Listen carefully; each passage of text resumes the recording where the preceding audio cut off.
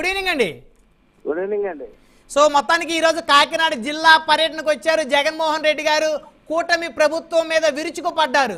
So Vijayawada వరద ప్రభావిత ప్రాంతాల్లో అందరినీ పలకరించారు, పరామర్శించారు. ఇప్పుడు కూడా కాకినాడ జిల్లాలో ఎక్కడైతే వరద ప్రభావిత ప్రాంతాలు ఉన్నాయో అక్కడికి వెళ్ళారు, అందరినీ కూడా పరామర్శించారు, ధైర్యం చెప్పారు. ఈ ప్రభుత్వం సరిగ్గా పనిచేయట్లేదని చెప్పారు. సో ఏం చెప్తారు నానాజీ గారు?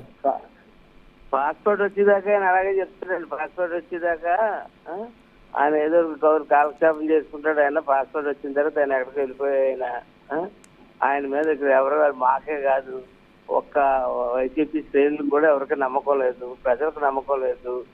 ప్రజలు ఇచ్చిన తీర్పు చూశారు. ఇక ఏలేరు వరదల గురించి ఆయన మాట్లాడడానికి సరిపోవడం. ఎందుకంటే ఆ రోజు కిరణ్ కుమార్ రెడ్డి గారు మోడరైజేషన్ కి 125 కోట్లు శాంక్షన్ చేశాడు. ఆ తర్వాత తెలుగుదేశం ప్రభుత్వంలో వర్మ గారు చెప్తా ఉన్నాడు. చెప్పకపోయిన ఫిగర్ అయితే నాకు తెలియదు, కానీ అలాగే చంద్రబాబు నాయుడు గారు కూడా దాని మీద ఒక ఫిగర్ శాంక్షన్ చేశారు. కానీ ఇంప్లిమెంటేషన్ వీళ్ళు వచ్చిన తర్వాత ఈ 5 సంవత్సరాల్లో తట్టడి మట్టి ఎక్కడన్నా ఏదేరు గట్టు మీద ఏ గట్టు మీద అన్నా తట్టడి మట్టి వేసారని చెప్పి నేను అడుగుతా ఉన్నాను. ఈవేళ ముప్పుకు కారణం ఖచ్చితంగా వీళ్ళే. ఈ ఎక్కడికెక్కడ బ్రిడ్జెస్, అన్ని బ్రిడ్జెస్ పడిపోవడం, అన్ని వేల హెక్టార్లు భూములు ముందుకు పోవడానికి ప్రధానమైన కారకుడు ఈవేళ వచ్చి పలకరించి వెళ్ళిపోతే సరిపోతుందా? ఆ వేళ ఏం చేశాడు? గత 5 సంవత్సరాలుగా ఒక కెనాల్ని ఏ కెనాల్ అన్నా 5-10 సంవత్సరాల నుంచి మోడరైజేషన్ అవసరం వచ్చిన కెనాల్ని 5 సంవత్సరాల నుంచి తట్ట మట్టి కూడా వేయకుండా ఉంటే అంత వీక్ మనసుతో ఉన్నటువంటి కెనాల్ని ఈవేళ జరగడానికి ప్రమాదం. ఈయనేమో పవన్ కళ్యాణ్ గారిని అంటాడు, చంద్రబాబు నాయుడు గారిని అంటాడు. పవన్ కళ్యాణ్ గారు సినిమా ఆర్టిస్ట్ అయితే చంద్రబాబు నాయుడు గారు డ్రామా ఆర్టిస్ట్ అన్నారు. దాంట్లో వచ్చి కమిషన్ తీసుకోవాలి 1 కోటి రూపాయల్లో కూడా. అవి కూడా డైరెక్ట్ గా సీఎం రిలీఫ్ ఫండ్కి ఇవ్వడం. ఈయనేమో 6 కోట్ల రూపాయలు ఈయన స్వయంగా ఇచ్చాడు. అందులో 2 కోట్లు స్వయంగా సీఎం రిలీఫ్ ఫండ్కి ఇచ్చాడు. 4 కోట్లు పెట్టి 400 గ్రామాల్లో మేమే స్వయంగా పట్టుకెళ్ళి పంచాం. ప్రతి గ్రామ సెక్రటరీకి, సర్పంచ్లు, వైసీపీ సర్పంచ్లు అయినప్పటికీ కూడా వాళ్ళ చేతికి ఇచ్చాం. మేము చెక్కులు పట్టుకెళ్ళి ఇచ్చి ఆ గ్రామాల్లో ఖర్చు పెట్టించాం, శానిటేషన్ చేయమని చెప్తాం, ఆరోగ్యాలు బాగుంటట్టు చూడమన్నాం.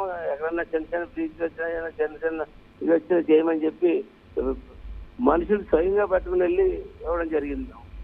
పవన్ కళ్యాణ్ గారిని మాట్లాడటానికి అతనెక్కడ సరిపోతాడండి? ఒక్కరోజు కూడా ఒక గట్టు కూడా బాగు చేయలేనాడు. ఇరిగేషన్ అంటే ఏంటో చెప్పానండి.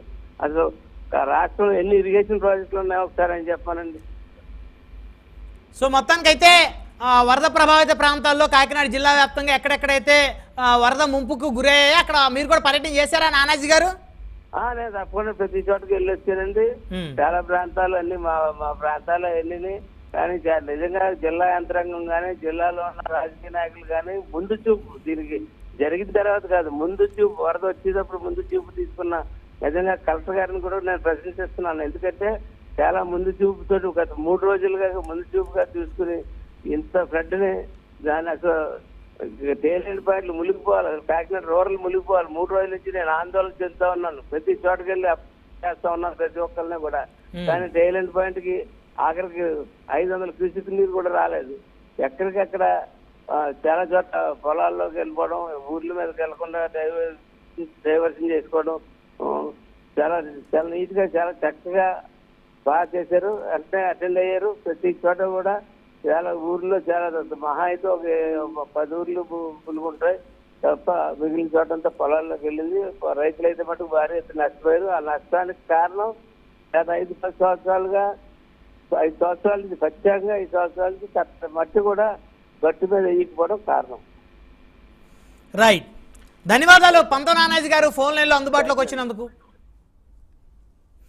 రైట్, మనతోటి కోసంపూడి శ్రీనివాస్ గారు ఉన్నారు, జనసేన పార్టీ రాష్ట్ర అధికార ప్రతినిధి, జనసేన సీనియర్ నాయకులతో మాట్లాడదాం. కోసంపూడి గారు good evening sir. Good evening అండి.